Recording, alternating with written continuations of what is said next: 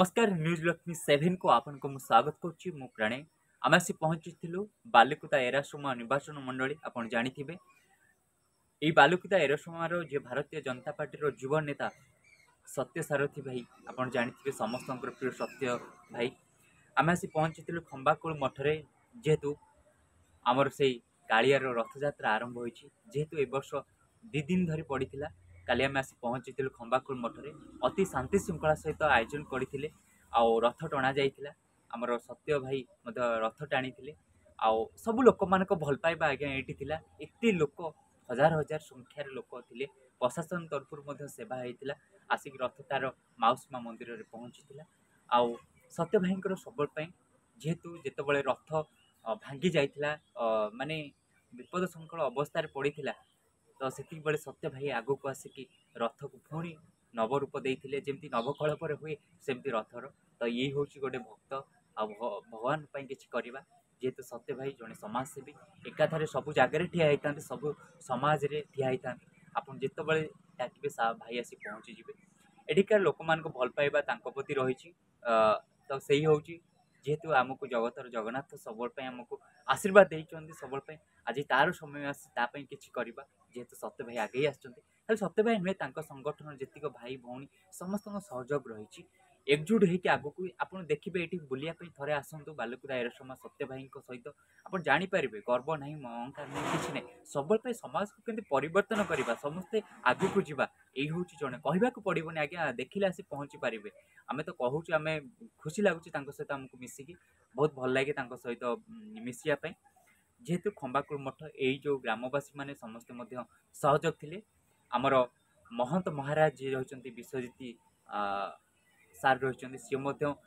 जोगदे सहित समस्ते जोगदे आमती आप आग को जातु समस्त बैट नहीं सत्य भाई बैट देते कौन कह से कालिया ना रे गोटे गीत मन पड़ी तो बाहुड़ा रे कालिया रे दे बाहुड़ी रथ दे गड़ी चक दे चढ़ी ये गीत आप जापारे रथ जो गड़े लोक मैंने खुशी होता भाई रथ टाणु था आटे खुशी हो जाता आखिर छल छल लुह गली पड़ता ये गोटे भावना ये गोटे कालिया जेहेतु आग को आसी तेणु आम उपर निर्भर कर रथ टाणिले ही रथ गड़ जेहेतु ये भावना सबल था सत्य भाई पाखे मोदी जी आदर्श नहीं आगू जाइए आपन को भल पाइबा बालिकुदा एरासोमा गोटे गर्व करुच्ची सत्य भाई पाई एमती आप आगू जातु एमती ना कर चलतु आज्ञा यही हूँ आपंकर कर्तव्य आपन को देखिए समस्ते शिखिपारे आग को जापर एमती सेवा महत आप आग को नहीं चलते थैंक यू कहतु आज जो महाप्रभुंकर घोष यात्रा थिला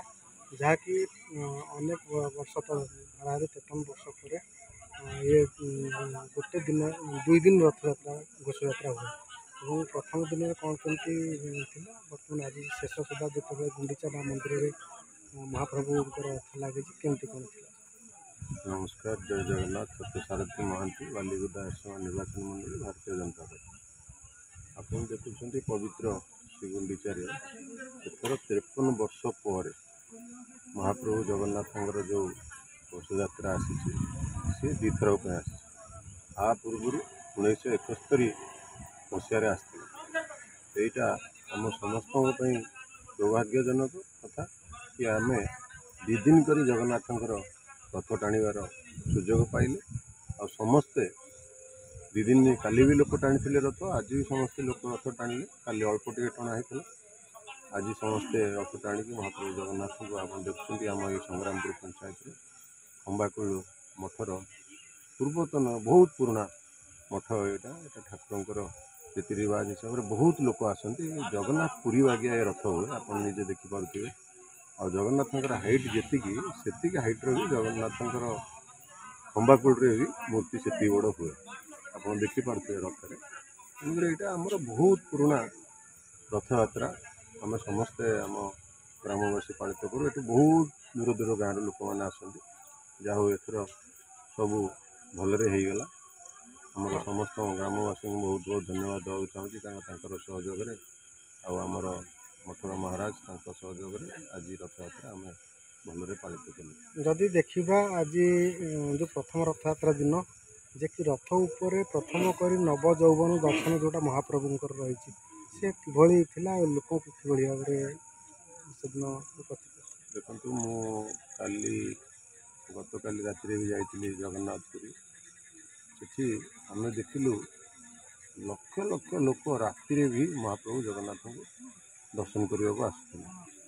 ଯେମିତି ଲାଗୁଥାଏ ଯେମିତି ଦିନରେ ଭିଡ଼ ଥାଏ ସେମିତି ରାତିରେ ଭିଡ଼ ଥାଏ। ଯାହା ହଉ ଏଥର ମହାପ୍ରଭୁ ଜଗନ୍ନାଥଙ୍କର ଯେଉଁ ଆଶୀର୍ବାଦ ରହିଛି, 2 ଦିନ ଲୋକ ଯେଉଁ ସୁବିଧା ସୁଯୋଗ ପାଇଛନ୍ତି, ମୋତେ ଲାଗୁଛି ଏଥର ଯେଉଁ ଭିଡ଼ ହେବାର କାରଣ ଏକମାତ୍ର କାରଣ ହେଲା ଲକ୍ଷ ଲକ୍ଷ ସଂଖ୍ୟାରେ ଦେଖିବେ ଆପଣ କାଲି ବି ଥିଲେ, ଲକ୍ଷ ଲକ୍ଷ ସଂଖ୍ୟାରେ ଆଜି ବି ଥିଲେ ଜଗନ୍ନାଥ ପୁରୀରେ।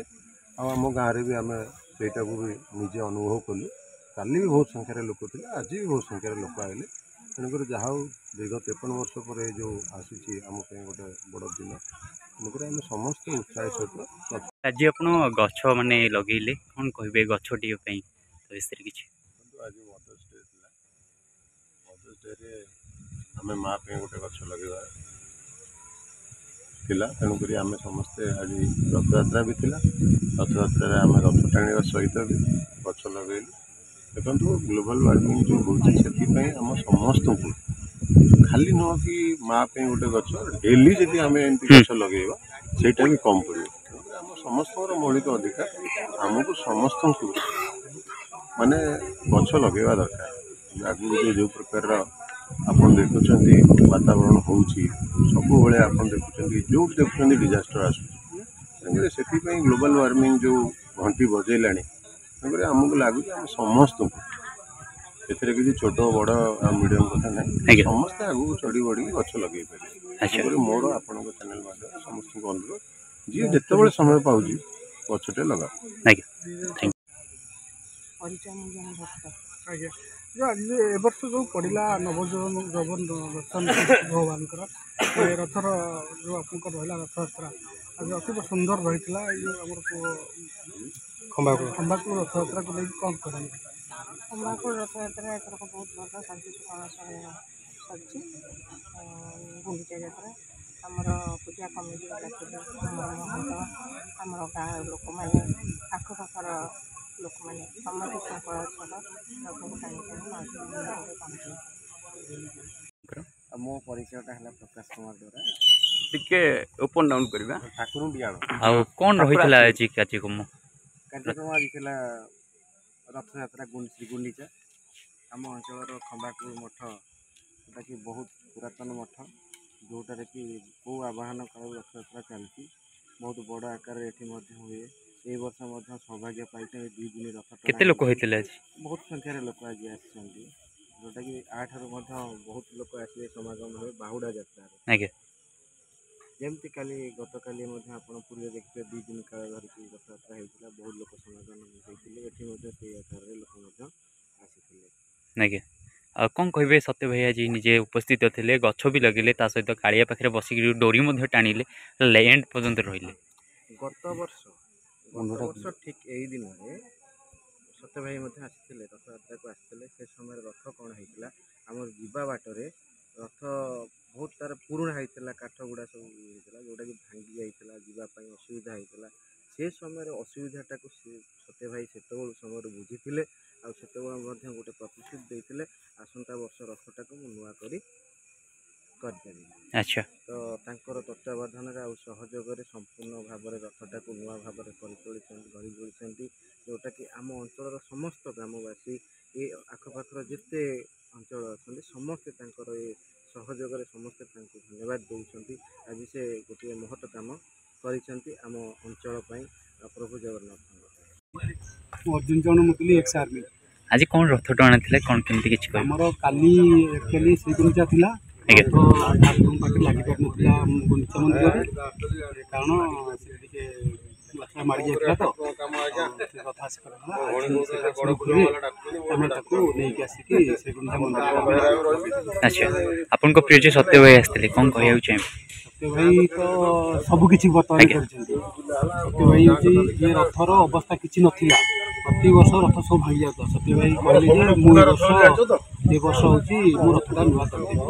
ସତ୍ୟ ଭାଇଙ୍କ ଯୋଗୁଁ ହିଁ ଆଜି ରଥ ସବୁକିଛି କହିବାକୁ ଗଲେ ନବକଳେବର ହେଇଛି ରଥ। ଆଜ୍ଞା।